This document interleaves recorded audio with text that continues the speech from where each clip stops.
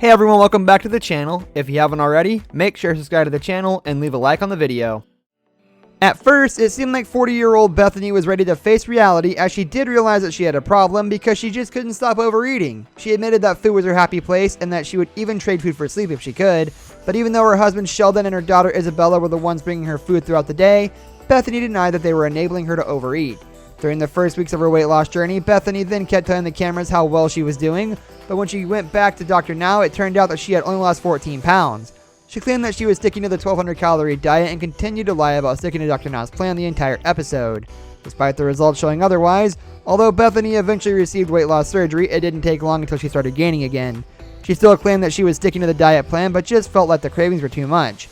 And since the weight loss surgery hadn't worked the magic she had apparently expected, Bethany ultimately decided to quit the program. Season 7's Tiffany started her weight loss journey at 672 pounds, and despite losing 26 pounds until the second appointment with Dr. Now, she wasn't anywhere close to reaching her goal of 80 pounds. She claimed that she had stuck to the diet for the most part, saying that she had at least tried to stay within the calories, even when she cheated, but Dr. Now wasn't buying any of that. He told her that she would have lost at least 100 pounds if that were true, and her weight loss didn't get any better after that either. Despite suffering a gallbladder attack for the upteenth time a few weeks later, Tiffany kept making excuses and claiming she was trying. It wasn't until Dr. Now made it pretty clear that she was running out of time and needed to change her life. Now that Tiffany finally put her money where her mouth is, by the next appointment she had lost 72 pounds and was approved for weight loss surgery, which she eventually received a couple of months later. Although Season 6's Janine Mueller ultimately became a success story, she was certainly one of Dr. Now's more challenging patients. At the beginning of the episode, the 53-year-old weighed a whopping 678 pounds and was eating junk food pretty much all day, every day. She would constantly argue with Dr. Now and lied to him about her eating habits and exercise.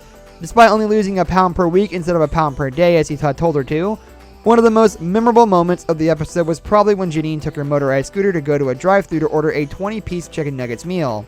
Not being able to withstand temptation despite feeling like being part of a freak show, fortunately, she ultimately did manage to lose weight, being around 120 pounds lighter by the end of her first episode.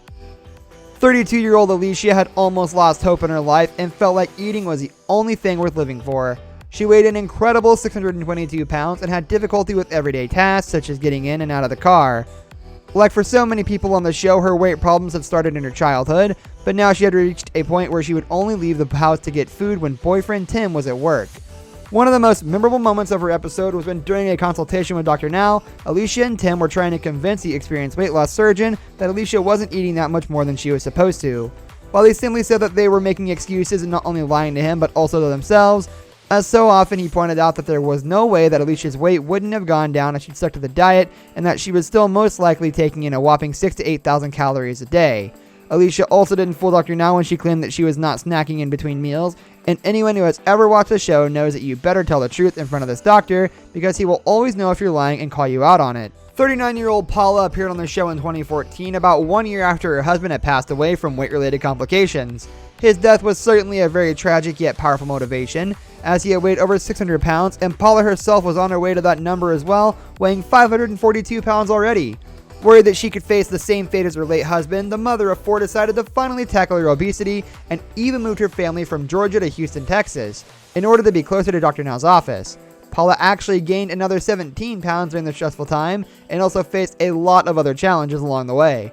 One of the worst decisions she made was probably when she rewarded herself with a burrito after working out for the first time and finding it harder than expected. However, in early 2015, her weight had dropped down to 269 pounds, and according to Women's World magazine, Paula later achieved amazing results, ultimately losing 400 pounds. The first task for any patient on Dr. Now's program is to start dieting and lose some weight in order to be approved for weight loss surgery. That means patients should be eating a low-carb, high-protein diet and should consume no more than 1,200 calories per day.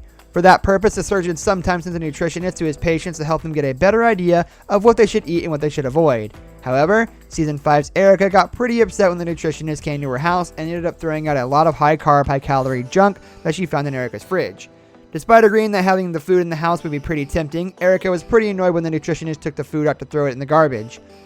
Feeling like the nutritionist was wasting so much food, Erica sulked, and instead of taking responsibility for cheating on her diet, she said that this has been a waste of time since she could simply reorder all the junk food and there was nothing the nutritionist could do about it. Luckily, Erica eventually understood that she needed to change her ways and managed to turn her life around. That's all we have for today's video, guys. Thank you for watching, and we will see y'all next time.